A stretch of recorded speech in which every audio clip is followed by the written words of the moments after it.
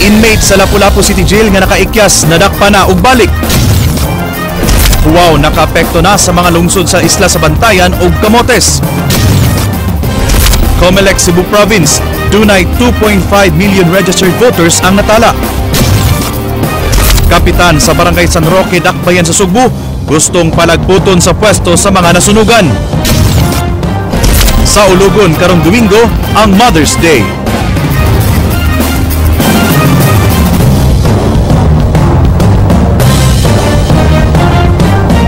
Mayong hapon Sugbo, Kabisayan, ano na mga balita uban ang kinatibuk ang puwersa sa News 5 Cebu karong adlawng Biyernes, petsa 8 sa buwan sa Mayo, tuig 2015. Ako si Dennis Tanok. Amo nang ihatod ang mas sayong pagbalita inubanan sa mas komprehensibong impormasyon. Ako si Georgia Herrera. Usa ka baby girl nga gilabay sa iyang inahan milagrom nabuhi human masangit sa bagon.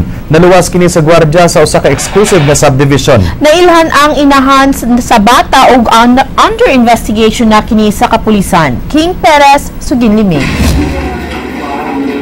Gibisita ni Mayor Michael Rama ang duha ka adlawng baby girl sa Cebu City Medical Center kagahapon. Human niya mahibawi ang gidangatan ni ini. Tungod sa kahinangop, gikugos ug gihagkan sa Mayor ang masuso.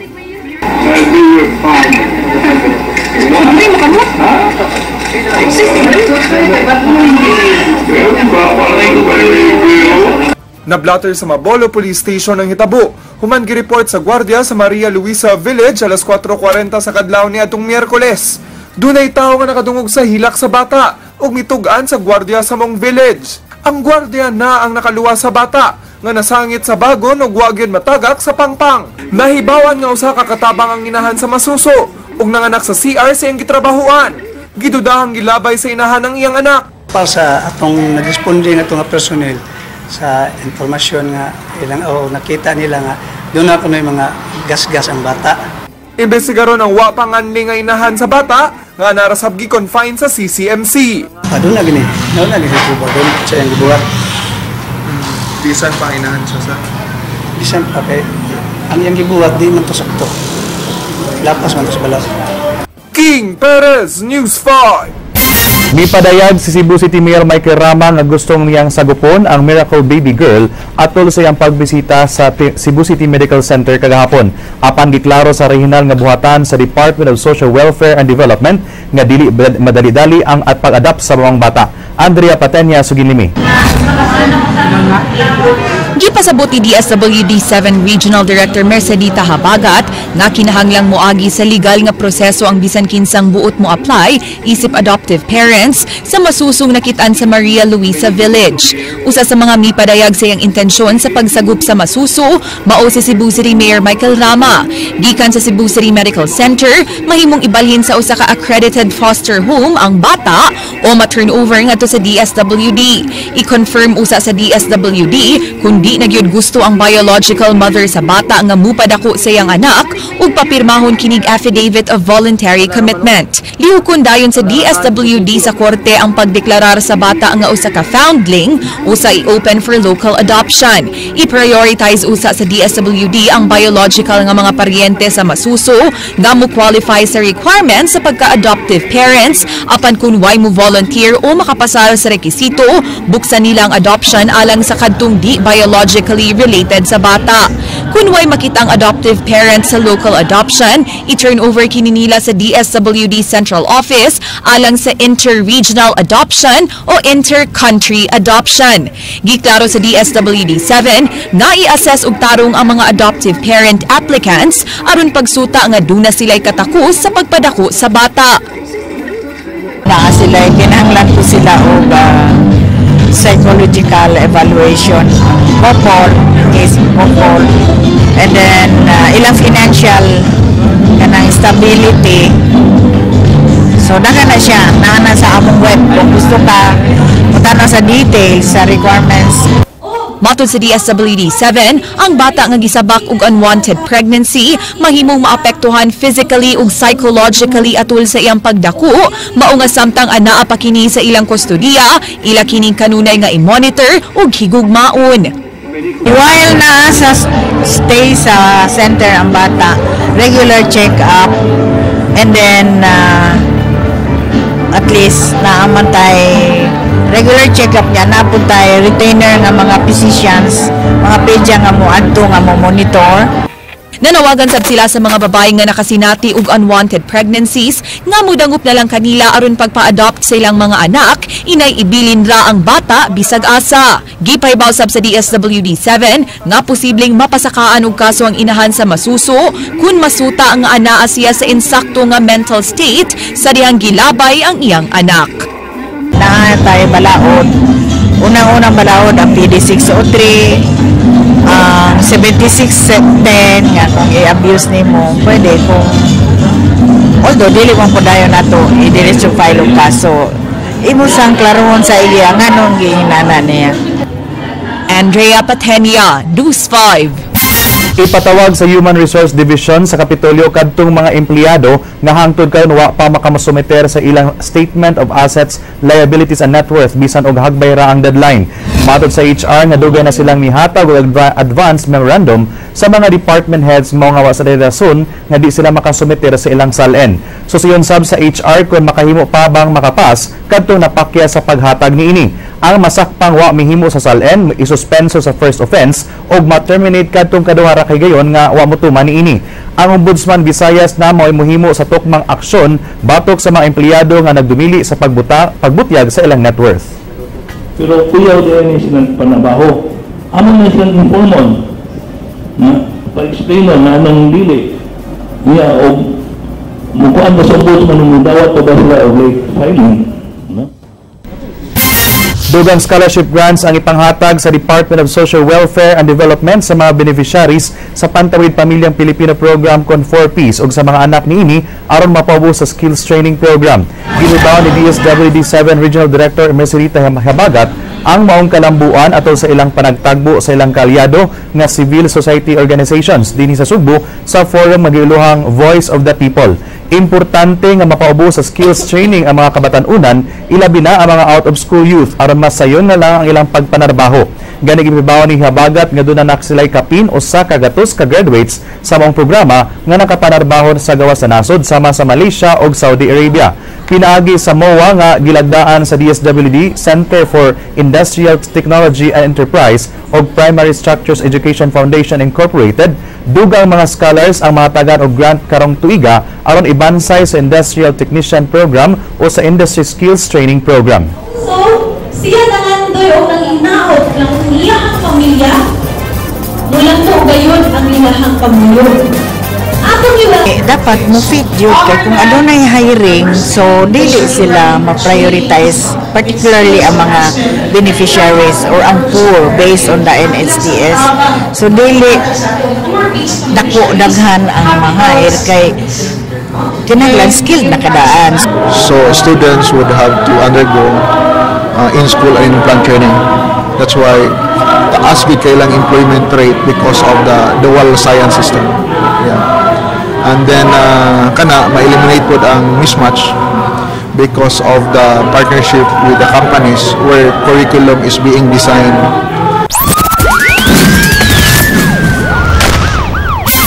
Nadakpan na og balik katong piniriso sa Lapu-Lapu City Jail nga nakaikyas gahapon sa hapon. Matud niini gimingaw siya sa iyang pamilya hinungdan nga nangita siya og paagi aron makagawas. Leslie Caminada Vestil, Sugin Liming.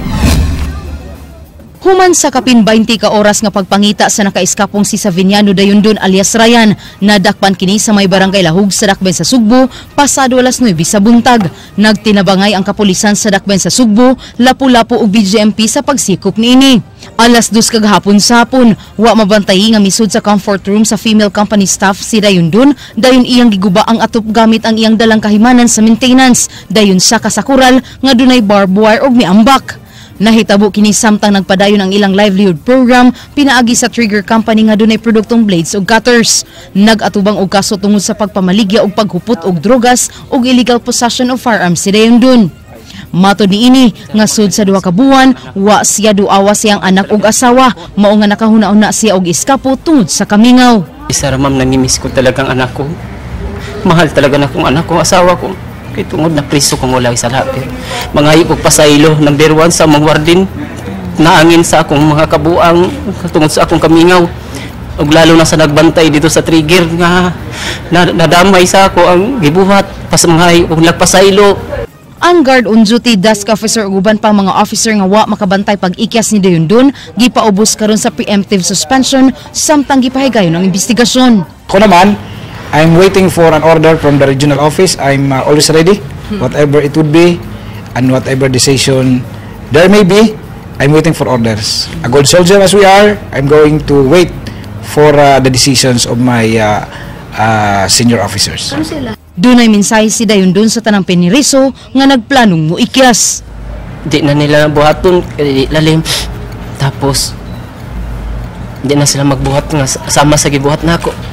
Leslie Caminadi Vistil, News 5.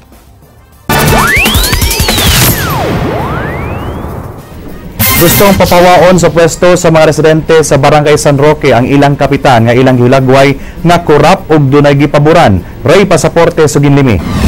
Nilusad og signature campaign ang mga nasunugan sa Sitio Palma sa Barangay San Roque. Dakbayan sa Subo sa tinguha nga ilang iparikol ang ilang barangay kapitan nga si Boy Miranda. Gawas sa recall petition nga ilang isangat sa buhatan sa Comelec. Tinguha sa Palma Riverside Organization nga ilang pasakaan og daghang kaso si Miranda sa gihimo nining pagpangabuso ug korupsyon.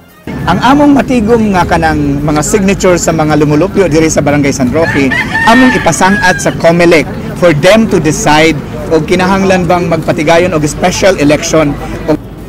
Nasagmuyo ang mga residente kay di makabalik og tukod sa ilang mga balay. Kadtong mga tinuuray nga beneficiaries kay matud pa gipapa sa kapitan ug gipuli niini ang iyang mga tanod nga renter kaniadto.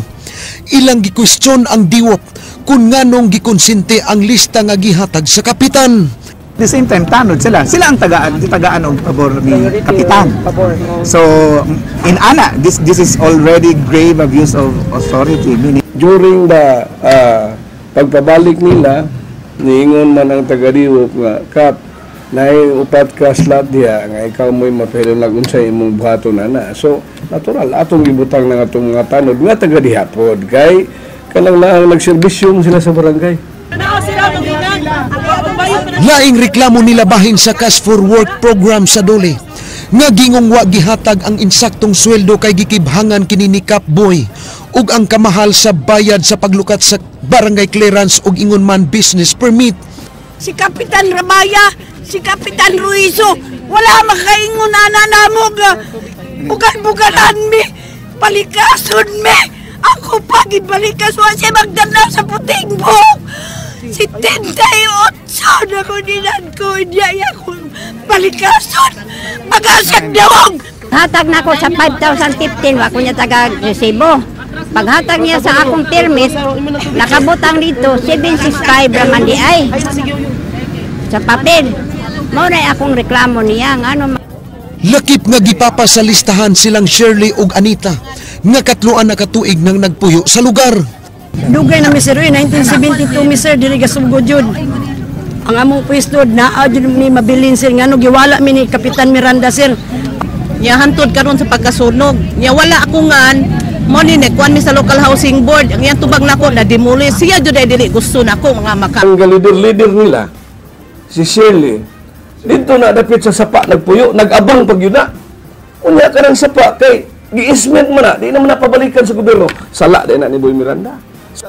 Wa na manginlabot si Miranda sa isyu nga di na makabalik ang uban. Sanglit nag-abot na sila sa local housing board. Wa mahadlok ang kapitan sa maong hulga ug moatubang siya sa bisan unsang kasong ipasaka. Patok kaniya.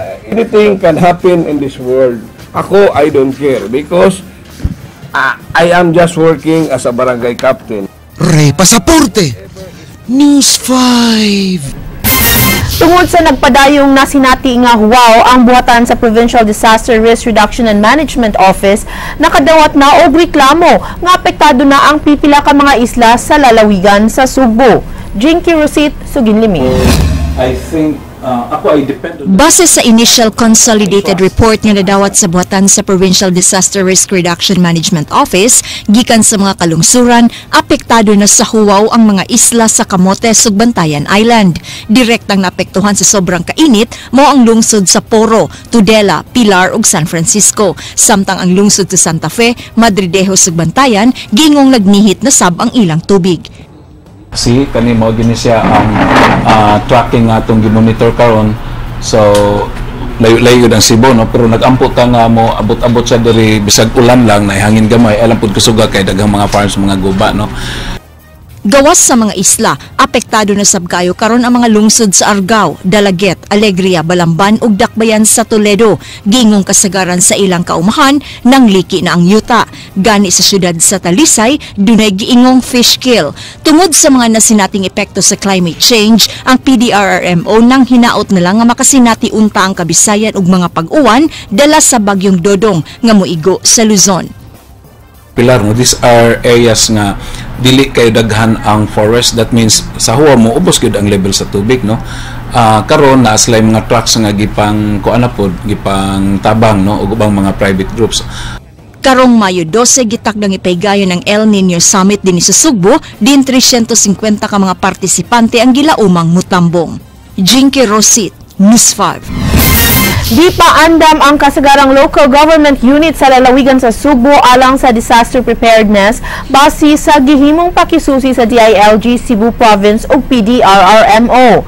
King Perez, Suginlimi. Giimbitar sa DILG Cebu Province ug Provincial Disaster Risk Reduction and Management Office ang mga sakop sa civil society groups alang sa Disaster Preparedness Dialogue. Subay kini sa Operation Listo sa DILG alang sa pagpangandam sa mga umaabot nga kalamidad.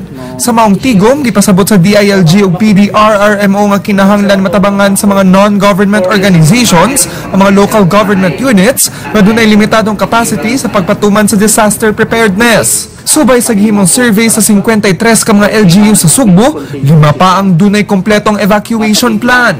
20 rasab ang nakahire og local disaster risk reduction and management officers ug staff nga gimando sa balaod, ug 31 lang ka LGUs ang dunay food supplies nga gistock. Matod sa pangu sa DILG Cebu Province, nga dunay sanction sa mga LGU nga di makakomply sa pagpangandam sa katalagman subay sa disaster risk reduction and management law. Apan nagpabiling dakong limitasyon sa mga napakyas nga LGUs ang kakuwang sa budget.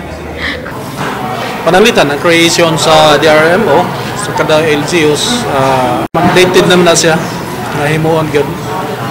The only stumble block na kinadakan ang kanang budget kay kinali create na sa sanggunian niya, may budget siya for that. But then ato gyapon nang gipanawagan sa tanang LGUs nga kumpletohan gina nato siya. Tungod sa maong gipresentar nga datos gustong masayra ni PDRRMO Head Baltazar Tribunalo Jr. ang mga LGUs na wa pa makakomply aron magiyahan sa ilang buhatan. Kung unsa tong mga lugar nga wala, we have to get the names of the municipalities and cities para maupod ta atong tutukan ni Coach Bonato siya, no? King Perez, News 5. Nagtingkagol karon sa prisuhan ang giilang kanhi pari uban sa iyang asawa human malutsi og warrant of arrest tungod sa kasong estafa. Samtang waiter nga dunay kasong frustrated murder gisikop sa CIDG 7. Leslie Caminado Vistil, Suginlimi. Giserve sa Criminal Investigation and Detection Group ang warrant batok sa magtiayong Ronald ug Irish Bitor sa pribadong tunghaan nga gieskwelahan sa ilang anak nga nahimutang sa Dakbayan sa Mandawi. Matod sa hepe sa CIDG nga base sa ilang nakuhang impormasyon nangutang og galas ug ubang igbalaliga ang magtiayon ug wa sila mibayad og tarong mao nga gipadakop sa nagreklamo. So ang atong opisina open sa pag-entertain sa mga complainant for us to initiate appropriate investigation. So the fast break, ang tawag ng fast break is katuloy yung gingon mo. Ang amount mo na, pero ibaligyan niya cash para makwarta din niya. Pero pili na siya kabayad nato. Dugang sa biktima, taod-taod na silang kaila sa magtiayon apan wa siya magdahong nga mailad siya. Ang ako ko dis plus kay bawa pidyo ko nga pare siya sa una.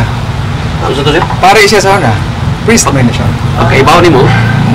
Siyempre na po kayo pagsalig. Nga ako, ni gawas magaling pagkapare. So, meaning tarong gining tawana. Nabot sa bang taga East West Bank humanwa sab sila bayri sa magtiayon sa sakyanan nga ilang gikuha sa bangko. Kanang sakyanan na ginapangita mo ginanamo gyud. 8 months maginasima mo la kabayad-bayad. Tapos dagan sa galibay. Tapos murag kamao gisa kung paano magduha ba. Nagpaabot karon ng CIDG 7 sa dugang pangmupatimaw nga mga nabiktima sa magtiayon. Gisikob sab sa CIDG ang waiter nga si Romeo Capili human malutsi og warrant of arrest tungod sa kasong frustrated murder. Mato sa dinakpan nga self-defense ang iyang gihimo diyang giunhan siya og hapak og botelya siyang kauban sa trabaho nga nailhan sa ngalang Kimberly Kuko.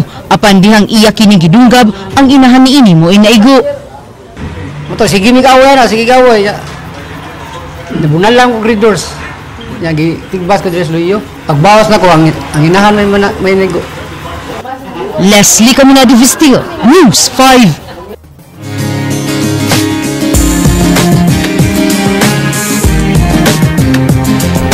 Sa Ologon karong Domingo ang adlaw sa mga inahan nga giilang superwoman. Atong ila-ilahon ang pipila ka mga super nanay ug unsay kahay angay ipahalipay kanila karong Mother's Day. So ginimi Andrea Patenya. Ang pagkainahan usa ka lifetime job ug labing challenging apan fulfilling nga kasinatian sa kinabuhi sa usa ka babay. Hilabi na sa mga inahan nga doble ang papel kay kinahanglan sab silang magsilbing amahan ngadto sa ilang mga anak. Usa niini si Nanay Rose ang nag-inusarang babay nga tricycle driver dinhi sa barangay Pasil. Kay siya raw ang iyang mga ginikanan maoy nagpadako sa iyang anak bisan unsang trabaho na ang nasudlan niya. Nahimo siyang katabang ug matag day off niya kaduha sa usa ka semana. Mamasahero siya gamit ang giabangang tricycad. May nalang kuno kini kay maka 300 pesos siya niini sud sa usa ka adlaw. Unsa man imong mabati nga ikaw ray usa ka babay? Ay di man sila kay kuan ra man ni sila. Ha? Mo sugot ra man sad sila kay mga kauban naman ni namo. Di ka kapuyan? Ay di ra man okay ra man kay anad ba trabaho ma'am. Mo man atong trabaho probinsya na bisag asa ta paingon ni takapuyon trabaho. Buot mapamatud-an ni Nanay Rose nga di angay himuong basihan sa panginabuhian sa tao ang iyahang gender. Gani daghan kaayong mga trabaho karon nga gi-stereotype sa katilingban nga eksklusibo lang alang sa mga lalaki apan mahimo di ay kayong buhaton namong mga kababainhan. Ay makaya na nato ay nganong ni kun nato makaya nga kanang sikat antakan naman nato. Di wala tarong man sa pangita sa last bitang asa tao. Ang magkalat-kalatas karsada mo ni anak sikad tarong man pangita anong ikaw ulam sa ninato mo sa tanangawat. Biktima sa domestic abuse si Nanay Rose ug matud pa mas maayong siya na lang usa kaysa magpabilin sa usa ka relasyon nga masakitan lang siya. Away kinahanglan lalaki wala ni pulos lalaki ron. ang lalaki mangulata man. Kita na lang makay manika data okay naman. Laing single mother si Phoebe Jen Indino. Matud pa, ang iyang anak nga si Artemis, mauwi ang tinubdan sa iyang kusog ug inspirasyon matag adlaw. Ang greatest fulfillment na ako is when my daughter calls me mama and every night she tells me I love you. So that's the biggest thing for a mother ba kay at least can you always have a daughter nga imong mastorya when life is so kadang problematic na and everything, kung makakita ko sa mong daughter, everything will be okay.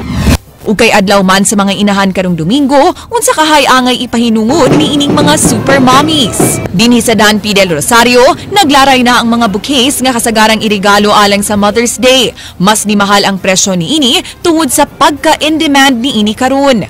Special gud ang mama. Munang kinahanglan o kanang napatay time nga mo express atong love, atong i-express ang atong love through sa flowers. Kung hilig si Mader og sweets, duna na say Mother's Day cake o kining Mother's Day cake in a jar. Ang mga hotels ug restaurants, iyahay na sab sa ilang mga Mother's Day promos. Samtang laing gift idea alang kang mommy, mao ang salon makeover. So kailangan po tayong mga anak ay kailangan po nating dalhin natin ang ating mga ina sa pagandahin sila dito sa aming salon o sa lahat ng salon dito po sa Cebu.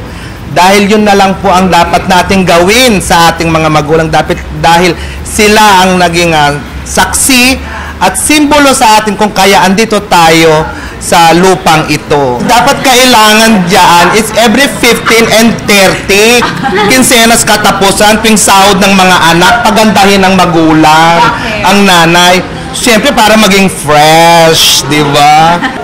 Nagkalain-lain man ang atong regalo alang nilang mama, nanay o mami, ang importante, sincero ang paghatag ni ini o gikan sa kinauyukan sa atong kasing-kasing. Andrea Patenia, News 5. Sa tanang mga inahan, advance Happy Mother's Day kaniyong tanan o advance Happy Mother's Day kaniyong attorney Georgia. Thank you, Dan. Happy Mother's Day, everyone. Happy Mother's Day sa akong inahan nga si Mama Feli o sa imong mama po. Of course, my mom, my mother-in-law, my lola who's watching right now, and all the mothers. Yes, at tumakauban din. Enjoy your special day. Mogad to mabalita sa Action Bisaya, kini si Dennis Tanok. Daghang salamat, ako si Georgia Herrera. Bisan asa, bisan kanus kapatid. Kay di lang kutob sa balita, Action!